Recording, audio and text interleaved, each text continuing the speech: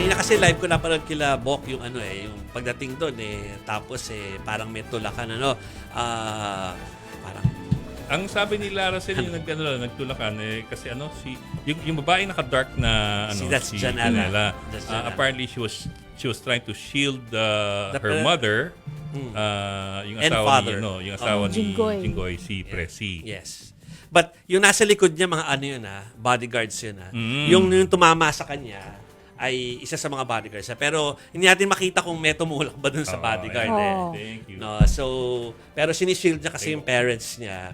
Tapos ganun talaga kapag ka talaga coverage. Of course, we're not making excuses pero kapag coverage talaga, of course they want to get the best shot, 'di ba? Wala naman tumama dun sa subject. I mean, wala namang nasaktan dun sa subject. It's still a public area. It's a public area. Actually, anybody has the right to be anywhere. Yes, that's true. That's true. Even in their face, wag lang. Just because they're VIPs does not mean that That's true. That you cannot be there. That's because true. You have just as much right to be there as anybody else. That's true, that's true. Pero ako lang, after ko panoorin ng mga 3 beses yata, yung tumama kay Janela ay security nila. Security nila. Okay. Sa nakita ko Pero Eh, siyempre ibang gulo na usapan kasi. kung bakit Oo. bakit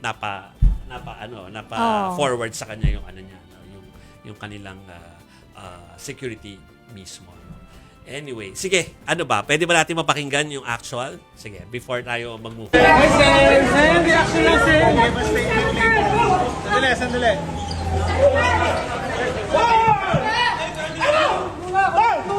Tulak! Palayin yung pananin nyo!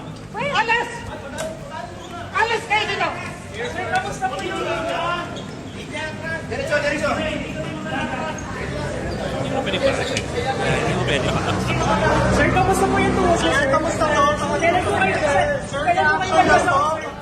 Nagkakatulakan. Actually, meron pang kuha from our teams kasama si Arles na maski yung media napa-forward din dahil natutulak din sila diba? So, ganun talaga pag ang sitwasyon ay ganito kasiksikan tsaka ka-tense dahil nga breaking siya. Parte ng hazards niyan.